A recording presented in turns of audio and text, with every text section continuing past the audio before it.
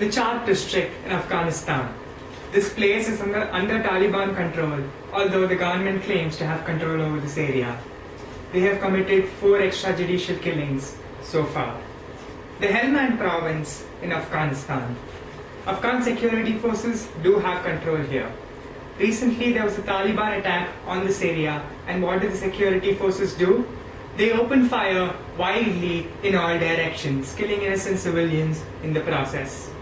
These 2 incidents are merely the first page in what will be an entire book of incidents if troops are allowed to leave Afghanistan. We tell you that Afghanistan will go into social, political and economic turmoil if all of these troops are allowed to leave Afghanistan.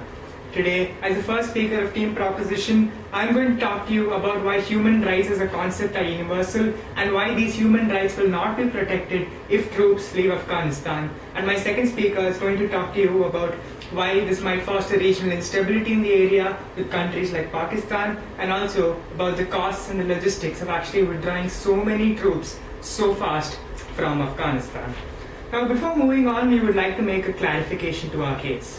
When we say that we oppose withdrawal of troops, what we mean is that we don't want every single soldier in Afghanistan to go back to their respective countries. Because what we think is that if every single soldier goes over there, the Taliban will come again to Afghanistan and the Taliban will impose its rule again in Afghanistan. If not all over, certainly in places, and we definitely don't want it to happen anywhere.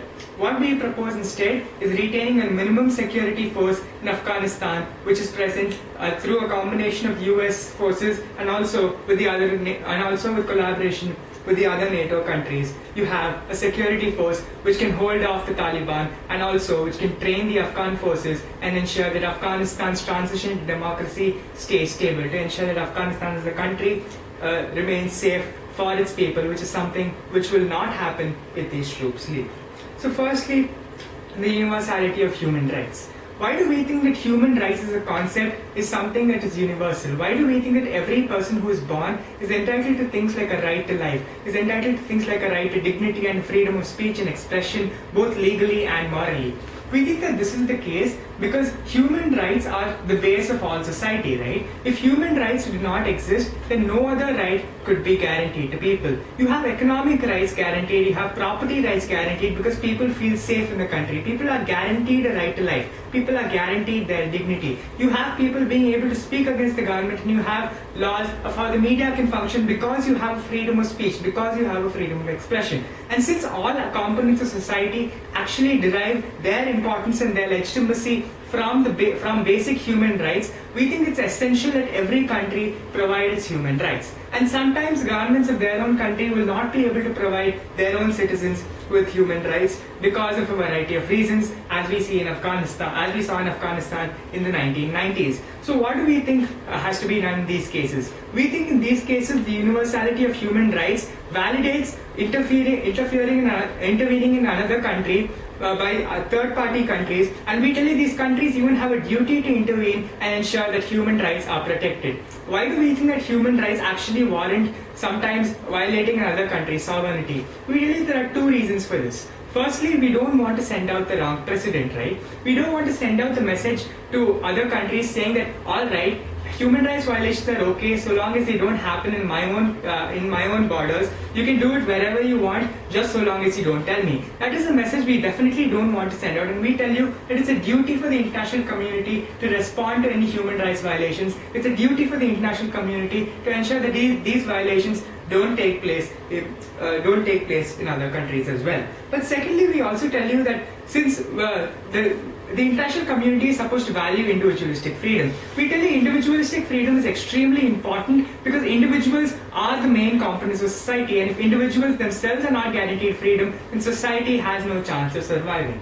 And today, which brings me to my second argument, which is why Afghanistan will go into civil strife if these troops leave the country. We tell you we already see signs of this happening, right? We see things like sectarian violence between the extremist Islam groups and more moderate Islam groups. We also see things like the security forces being extremely weak and having inadequate training and inadequate inadequate equipment to handle the crisis in Afghanistan. And we also have a variety of social differences inside security forces as well. You have people who come from different ethnic backgrounds. You have people who are actually ex-Taliban, and the government takes them inside the security forces anyway, because all they want to do right now is show numbers on a paper of how many people they have in the army. Now, some people may say that the Taliban has been driven out by a combination of US and NATO efforts, and we tell you this is simply not true. The Taliban has only been driven away to the countryside of Afghanistan, and they have promised to come back and come to Afghanistan if the troops leave. And we see that as an unacceptable scenario, because we tell you the hardship it will bring to the people of Afghanistan is enormous, and we don't want that kind of thing to happen. Now, even if we were to push for a political solution, we tell you it's essential to retain troops in Afghanistan for this to happen. And why do we think that this is the case? We tell you this is the case for two reasons, right? Firstly, if to ensure that the Afghanistan does not break its side, the Taliban does not break its side of the bargain and jeopardize the political solution which has been reached, we tell you it's necessary to keep a certain number of troops there and ensure that the peace is maintained between the two sides. But more importantly, we tell you the only way a political solution will be reached with an organization like the Taliban is if you have leverage. And the only leverage that is present in this case is a leverage which will come through the US troops threatening not to let Taliban back into Afghanistan, because that is exactly what the Taliban wants right now. And by not letting them achieve this, you have leverage, you have a way to bring them to the negotiating table, and no other way, no other scenario can you actually bring them here. And even if Afghanistan troops were to be developed, were to be improved, we tell you the best way to do that is to ensure that you have enough number of international troops already stationed in the area. Why do we think this is necessary? We see a precedent for this, right? Because after the Soviet Union left Afghanistan in the late 1980s, and the US invaded it later on, we tell you what happened was that the US had absolutely no idea how to tackle the Taliban, which resulted in the majority of their casualties. And we tell you the best possible way to provide training, to provide aid, and to provide equipment to the Afghan security forces is for international troops to actually know what is going on at the ground level, is for the international troops to actually know the scenario in Afghanistan.